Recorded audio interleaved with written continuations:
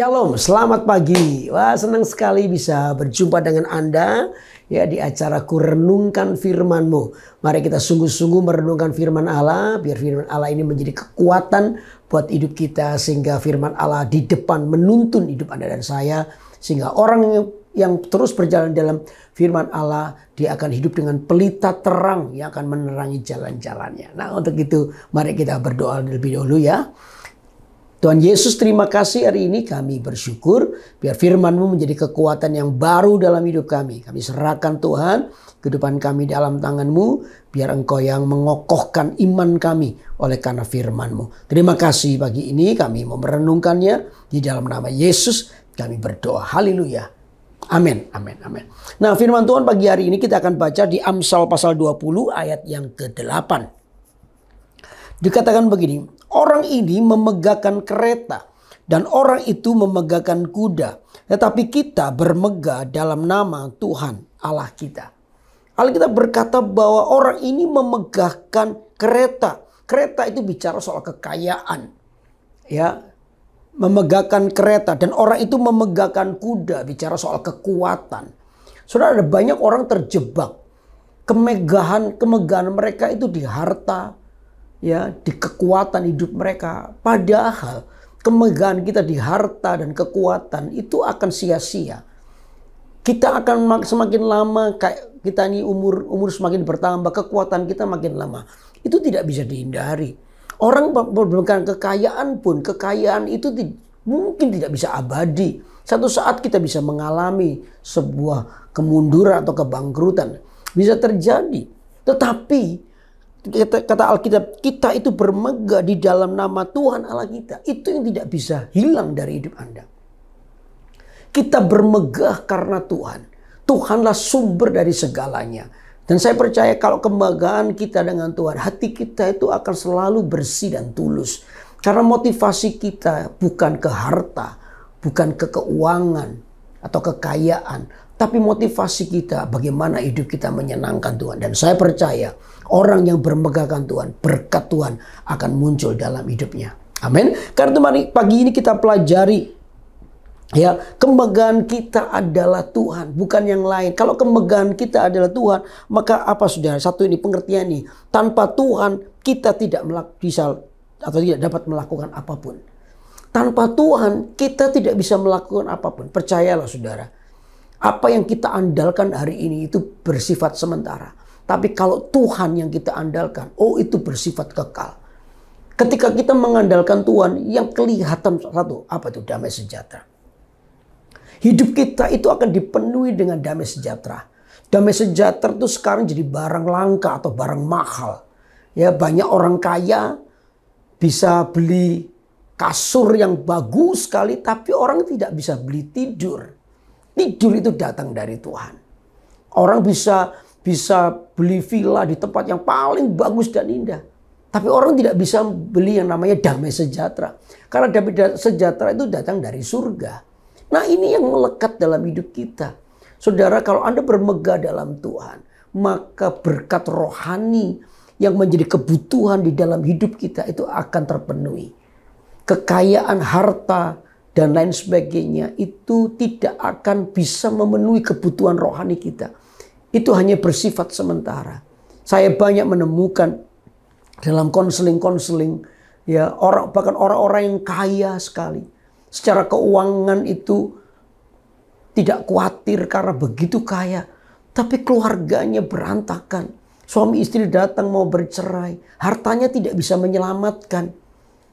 Hidup dengan gelisah, kemarahan, kebencian. Tidak ada damai sejahtera. Uangnya tidak bisa membuat dia sejahtera.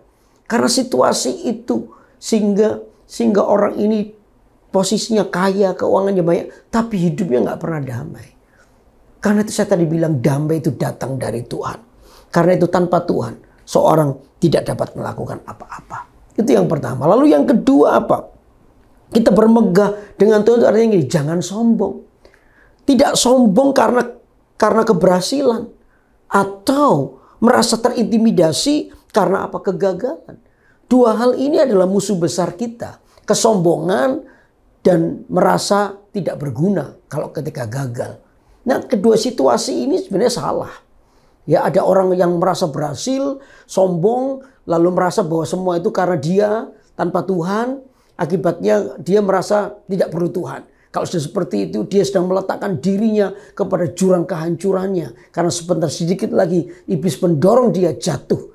Akhirnya tidak ada yang menolong. Sama dengan juga orang yang terintimidasi karena sebuah kegagalan. Dia merasa menjadi orang yang gagal, lalu tidak mau mengampuni dirinya sendiri, lalu tidak percaya kepada Tuhan yang mampu memulihkan. Ini juga salah.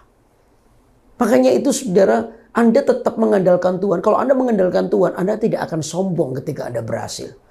Anda juga tidak merasa terintimidasi ketika Anda gagal. Dengan Tuhan itu Anda berada di situasi hati yang benar. Tidak ekstrem kanan atau kiri, tidak merasa sombong kalau berhasil atau merasa gagal kalau Anda mengalami kegagalan. Anda akan tetap menjadi orang yang tahu bahwa semua ini karena Tuhan. Dan itu yang membuat hidupmu tenang. Itu yang membuat hidupmu berhasil. Amin, saudara. Lalu amin. Lalu yang ketiga apa? Yang ketiga, kemegahan kita adalah Tuhan. Itu artinya begini loh. Anda akan menjadi orang yang terus mengucap syukur. Dalam segala keadaan. Kita akan menjadi orang yang terus bersyukur dalam segala keadaan. Bersyukur itu artinya apa? Bersyukur itu artinya begini. Anda melihat kasih setia Tuhan dalam hidupmu itu jauh lebih besar daripada persoalan yang Anda alami. Itu mengucap syukur.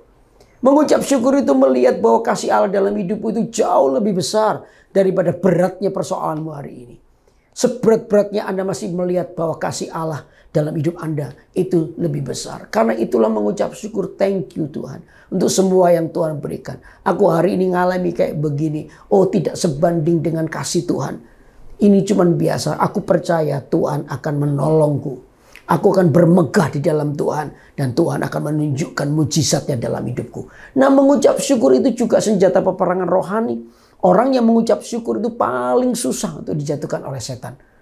Satu, setan itu mau menjatuhkan kita. Pertama adalah lewat apa? Bersungut-sungut. Supaya Anda meragukan kasih Tuhan. Supaya Anda meragukan kuasa Tuhan. Itu yang diserang dulu dalam kehidupan kita. Begitu orang tidak percaya, mulai menjauh dari Tuhan. Nah, disitulah berikutnya iblis akan jatuhkan dia. Tapi kalau orang bersyukur, mengucap syukur, orang ini tetap berdiri kokoh kuat di dalam apapun yang dialami. Karena itu berdirilah teguh di dalam imanmu. Dengan apa? Mengucap syukur. Disitulah letak kekuatan hidup Anda. Amin. Hari ini kita belajar, kita bermegah kepada Tuhan. Karena apa? Tanpa Tuhan kita tidak dapat melakukan apa-apa. Yang kedua, kita tidak sombong ketika kita berhasil. Atau kita menjadi orang yang minder atau terintimidasi ketika kita menemui kegagalan. Hati kita dipenuhi damai sejahtera.